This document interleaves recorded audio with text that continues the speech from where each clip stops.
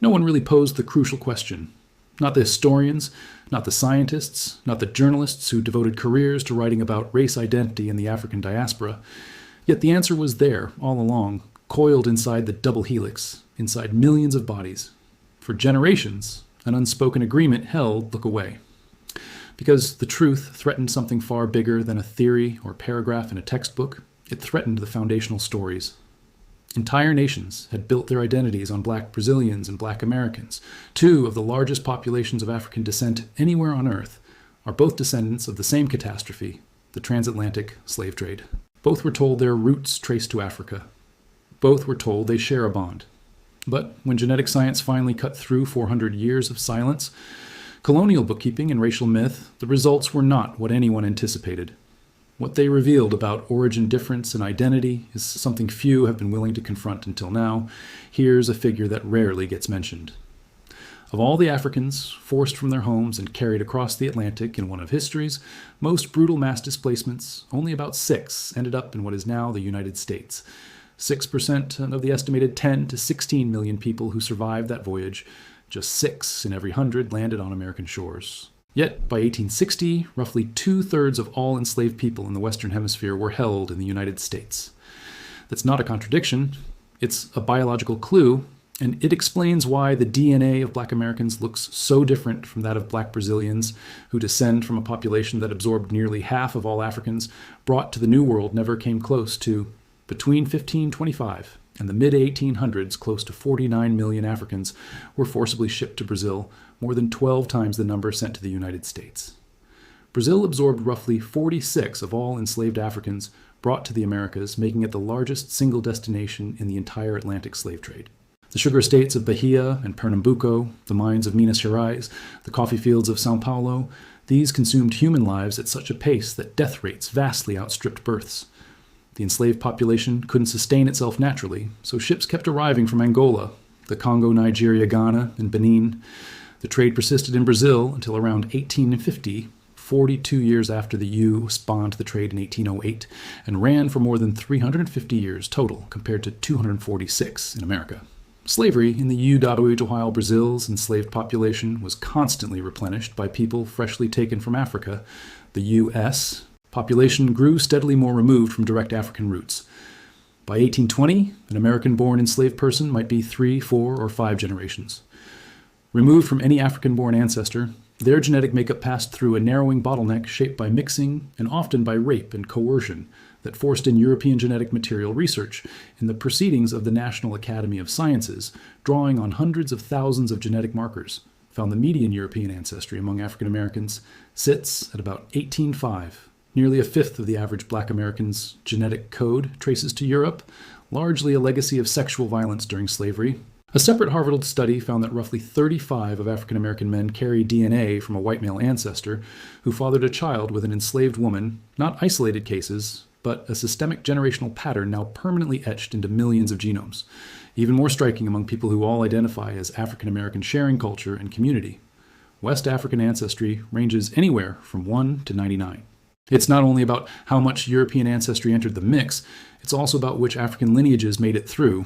The ethnic groups most represented among enslaved people brought to the U.S. came largely from coastal West Africa, modern Senegal, Sierra Leone, Ghana, Nigeria, and the broader Niger-Congo region, Yoruba, Igbo, and Akan lineages chief among them. But the geographic range was narrower, the numbers smaller, and the generational distance from Africa kept growing. Geneticists call this narrowing effect a population bottleneck, and its fingerprints last for centuries. In May 2025, researchers from the University of São Paulo, led by population geneticist Tabita Hunemeyer, published the most comprehensive genomic study in Brazilian history in the journal Science Full Genome Sequencing of 2,123 individuals. The results undercut a national mythology Brazil had told about itself for generations. On average, Brazilians carry about 59 European, 27 African, and 13 Indigenous American ancestry. But those numbers shift dramatically within Afro-Brazilian communities, and shift even further within the Quilombos communities founded by Africans who escaped slavery.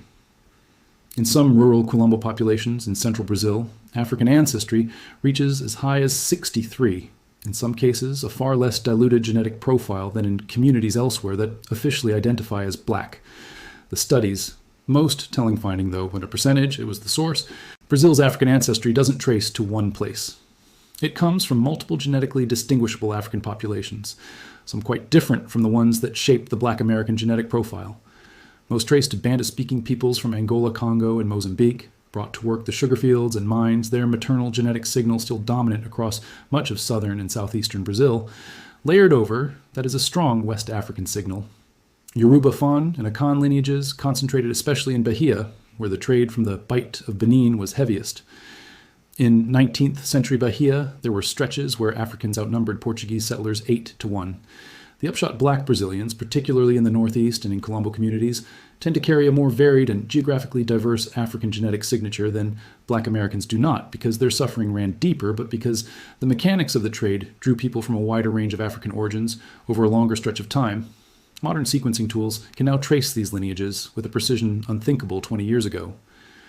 The 2025 Brazilian Genome Study uncovered more than 8 million previously uncatalogued genetic variants, of which over 36,000 were flagged as potentially disease-linked.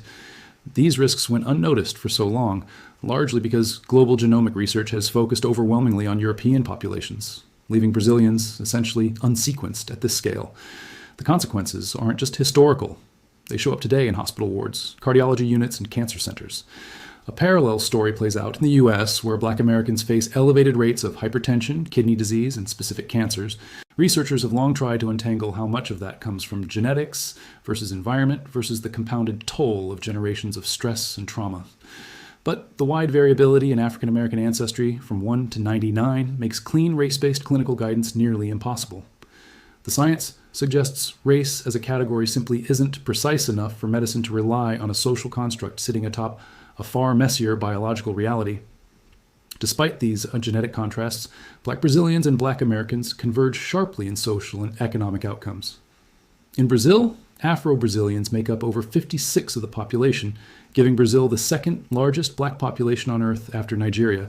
Yet earn on average 45 less than white Brazilians, remain underrepresented in universities, corporate leadership, and government, and face higher incarceration rates, more aggressive policing, and worse access to emergency services.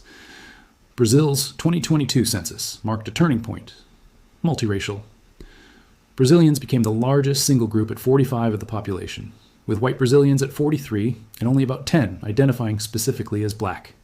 That gap between widespread African ancestry and how few people claim a Black identity reflects the legacy of racial democracy, a national myth suggesting that because everyone mixed, Brazilian racism was somehow milder than American segregation. Many historians and sociologists argue this was in fact one of the most effective tools of white supremacy in the Americas, making racism invisible by making race seem unimportant.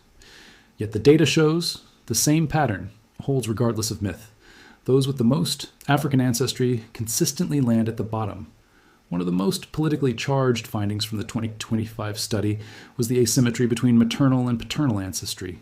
Brazil's maternal line, mitochondrial DNA, carries a far higher share of African and indigenous ancestry, while the paternal line, Y chromosome, skews heavily European. That pattern points to a clear historical reality. The mixing that shaped Brazil's population was mutual. It was overwhelmingly European men fathering children with African and indigenous women, a form of colonial sexual violence encoded directly into the genome. A similar, if less pronounced, asymmetry shows up in African American DNA. The X chromosome carries elevated African ancestry relative to the autosomes, consistent with the same sex-biased pattern. European men, African women, not the reverse. 2 continents, 2 centuries. The same underlying story, DNA testing has begun rewriting personal narratives. Some Black Brazilians in the Northeast, who assumed Yoruba heritage based on family lore, discover maternal lines tracing to Banda-speaking Angola instead. Some African Americans, whose identity centers on West African roots, find unexpected Indigenous American or Central African ancestry. In the earlier DNA, do Brazil study a Black activist who had spent decades organizing around presumed Yoruba. Heritage learned his maternal line was entirely European, a result that didn't erase his identity or political commitment, but forced an uncomfortable distinction between ancestry and the stories people build their lives around. Both countries pursued deliberate demographic engineering after abolition. Brazil in 1888, the U.S. in 1865. Brazil explicitly recruited European immigrants from Italy, Germany, Portugal, and Eastern Europe, to dilute the country's African-descended population, a policy that helps explain why Brazil's south today shows the lowest African ancestry of any region. In the U, none of this makes race unimportant. The discrimination, classification, and dehumanization were and remain real with ongoing consequences. But it does mean black contains multitudes of ancestry proportions, African origins and historical particulars, all bound by shared trauma, but distinct in their details. Ultimately, black Brazilians and black Americans aren't mirror images of one another. They're the distinct products of two different slave systems drawing from overlapping, but not identical African populations, then shaped by centuries of divergent social and biological pressures. They share a historical wound and a kind of spiritual kinship, but their genetic profiles differ in measurable ways, as different in some sense as the continents that produced them.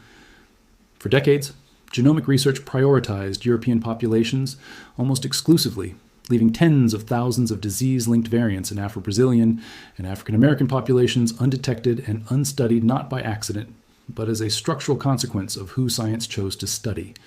Now that the data exists, now that the maternal line tells one story and the paternal line another, now that black is revealed as a category too broad for clean clinical use, the real question is what happens next. Whether this knowledge prompts real change or fades into the same silence that held for centuries remains to be seen,